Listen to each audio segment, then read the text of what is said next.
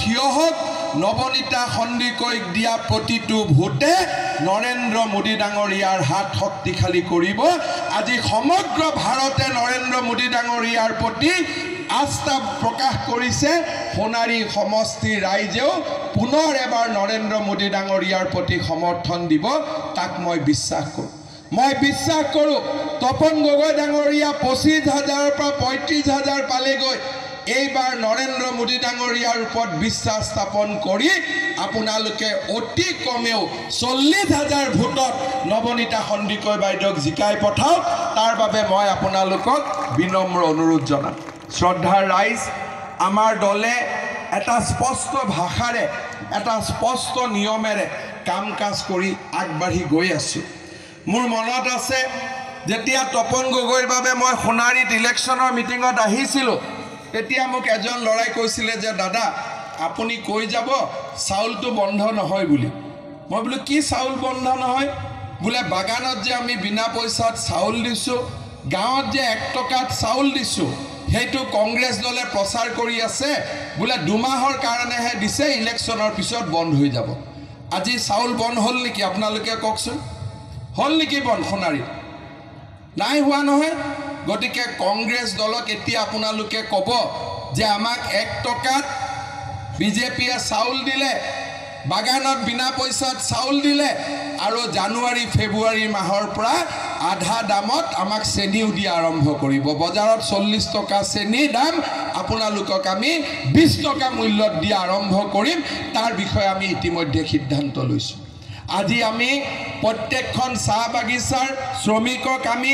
২ কেজিকৈ চেনি আমি বিনামূলীয়াকৈ দিয়াৰ সিদ্ধান্ত লৈছোঁ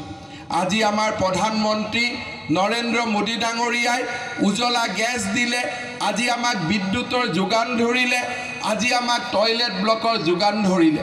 আজি প্ৰধানমন্ত্ৰী আৱাস যোজনাই আজি মানুহৰ জীৱনক স্পৰ্শ কৰিলে আজি আমাৰ চৰকাৰখনেও দায়িত্ব লোৱাৰ পিছতেই আজি আমি বিনামূলীয়াকৈ সকলো ল'ৰা ছোৱালীক আমি কলেজত এডমিশ্যন দিলোঁ কংগ্ৰেছ দলৰ দিনত ক্লাছ 8লৈকে বিনামূলীয়া কিতাপ আছিল আমি প্ৰথমবাৰ 10লৈকে বিনামূলীয়া কিতাপ দিলোঁ যোৱাবাৰ আমি হায়াৰ ছেকেণ্ডাৰীলৈকে বিনামূলীয়া কিতাপ দিলোঁ এইবাৰ আমি সিদ্ধান্ত লৈছোঁ যে degree first year second year third ইয়াৰৰ ষ্টুডেণ্টকো এই বছৰৰ পৰা আমি বিনামূলীয়াকৈ কিতাপ দিয়াৰ আমি ব্যৱস্থা কৰিম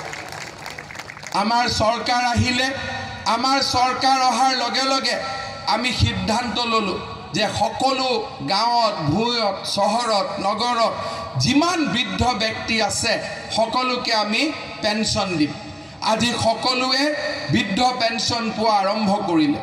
এইবাৰ আমি সিদ্ধান্ত লৈছোঁ বৃদ্ধ পেঞ্চন পাবৰ কাৰণে 60 বছৰ হ'ব লাগে কিন্তু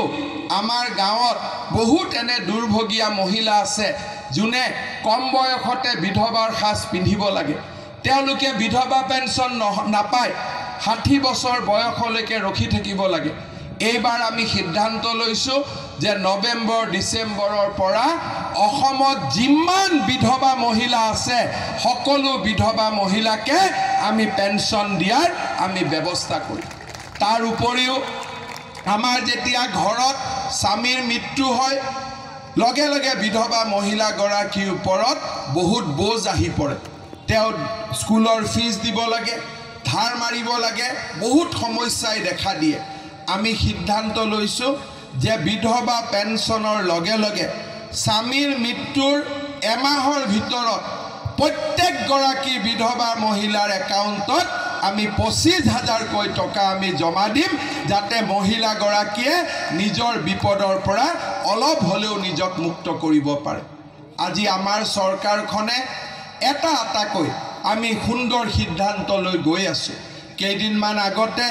আমি এটা নতুন আঁচনি আৰম্ভ কৰিলোঁ যাৰ আঁচনিটোৰ নাম হ'ল আপোনাৰ আপোন ঘৰ অৰ্থাৎ যোনে বেংকত ঘৰৰ লোন ল'ব সেই লোন লোৱা মহিলাগৰাকীক পুৰুষগৰাকীক আমি ২.৫ লাখ টকা আমি সাবসিডি দিম অৰ্থাৎ কোনোবা যদি শিক্ষকে 10 লাখ টকা বেংকৰ পৰা ঘৰ বনাবৰ কাৰণে লোন লৈছে তেওঁৰ একাউণ্টত আমি ২.৫ লাখ টকা জমা কৰি দিম কোনোবা যদি ল'ৰা ছোৱালীয়ে উচ্চ শিক্ষাৰ কাৰণে বিনামূলীয়া নামভৰ্তি হ'ল, বিনামূলীয়া কিতাপ হ'ল, উচ্চ শিক্ষাৰ কাৰণে যদি বেংকৰ